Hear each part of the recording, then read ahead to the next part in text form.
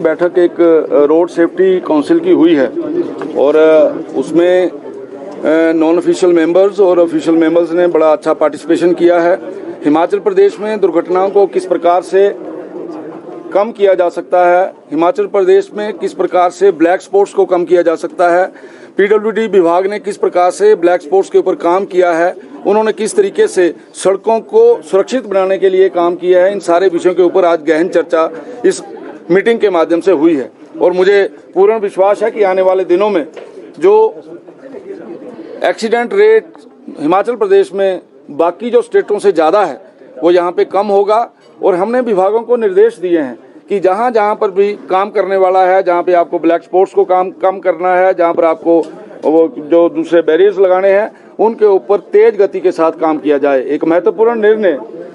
बैठक में यह भी लिया गया है कि ग्रामीण क्षेत्रों से मिलने वाली सड़कें जो मेन रोड्स को मिलती हैं उनके पैरामीटर्स को भी चेक किया जाए और वहां पर इस प्रकार के संकेत लगाए जाएं और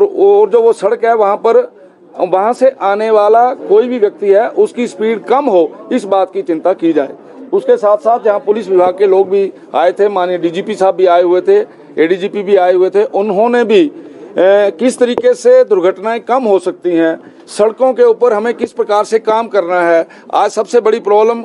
हिमाचल प्रदेश में पैदल चलने वाले व्यक्ति के लिए है, क्योंकि हमारे पास सड़क के ऊपर बहुत कम जगह ऐसी रह जाती है जिसके ऊपर पैदल व्यक्ति चलता है। और जो डाटा आया है उसमें ये देखा गया है कि सड़क के ऊपर पैदल चलने वाले व्यक्ति जो है वो ज़्यादा उनकी डेथ्स होती हैं, ज़्यादा उनके एक्सीडेंट होते हैं। इन सभी महत्वपूर्ण विषयों के ऊपर बहुत बड़ा जो जानकारी है वो आज हमने इस काउंसिल के माध्यम से दी है। और उसके साथ साथ हिमाचल प्रदेश में खास करके ट्रांसपोर्ट विभाग ने अलग अलग करों में छूट देते हुए लगभग 150 करोड़ रुपए के जो है वो कर जो है वो माफ किए हैं कोरोना के कारण से, क्योंकि लोग अपने ट्रांसपोर्ट के अंदर काम नहीं कर पाए थे।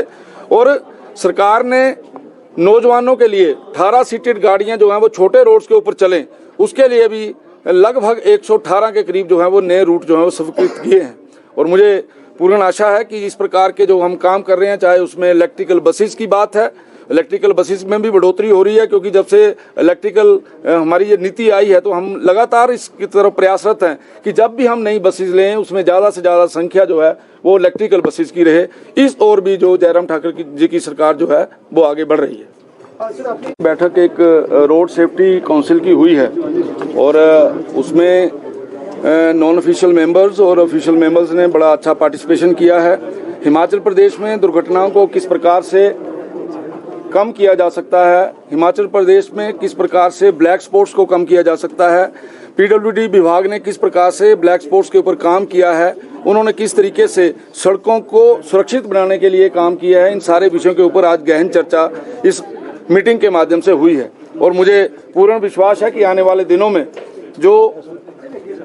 एक्सीडेंट रेट हिमाचल प्रदेश में बाकी जो स्टेटों से ज़्यादा है वो यहाँ पे कम होगा। और हमने विभागों को निर्देश दिए हैं कि जहाँ जहाँ पर भी काम करने वाला है, जहाँ पे आपको ब्लैक स्पॉट्स को कम करना है, जहाँ पर आपको वो जो दूसरे बैरियर्स लगाने हैं, उनके ऊपर तेज गति के साथ काम किया जाए। एक महत्वपूर्ण निर्णय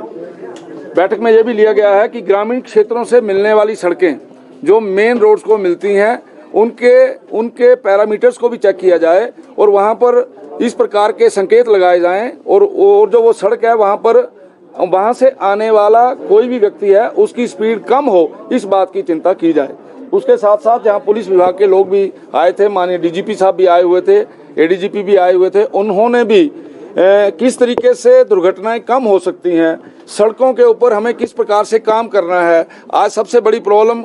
हिमाचल प्रदेश में पैदल चलने वाले व्यक्ति के लिए है, क्योंकि हमारे पास सड़क के ऊपर बहुत कम जगह ऐसी रह जाती है जिसके ऊपर पैदल व्यक्ति चलता है। और जो डाटा आया है उसमें ये देखा गया है कि सड़क के ऊपर पैदल चलने वाले व्यक्ति जो है वो ज़्यादा उनकी डेथ्स होती हैं, ज़्यादा उनके एक्सीडेंट होते हैं। इन सभी महत्वपूर्ण विषयों के ऊपर बहुत बड़ा जो जानकारी है वो आज हमने इस काउंसिल के माध्यम से दी है। और उसके साथ साथ हिमाचल प्रदेश में खास करके ट्रांसपोर्ट विभाग ने अलग अलग करों में छूट देते हुए लगभग 150 करोड़ रुपए के जो है वो कर जो है वो माफ किए हैं कोरोना के कारण से, क्योंकि लोग अपने ट्रांसपोर्ट के अंदर काम नहीं कर पाए थे।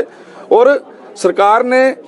नौजवानों के लिए 18 सीटेड गाड़ियां जो हैं वो छोटे रोड्स के ऊपर चलें, उसके लिए भी लगभग 118 के करीब जो है वो नए रूट जो है वो स्वीकृत किए हैं। और मुझे पूर्ण आशा है कि इस प्रकार के जो हम काम कर रहे हैं, चाहे उसमें इलेक्ट्रिकल बसेस की बात है, इलेक्ट्रिकल बसेस में भी बढ़ोतरी हो रही है, क्योंकि जब से इलेक्ट्रिकल हमारी ये नीति आई है तो हम लगातार इसकी तरफ प्रयासरत हैं कि जब भी हम नई बसेस लें उसमें ज़्यादा से ज़्यादा संख्या जो है वो इलेक्ट्रिकल बसेस की रहे। इस ओर भी जो जयराम ठाकुर जी की सरकार जो है वो आगे बढ़ रही है।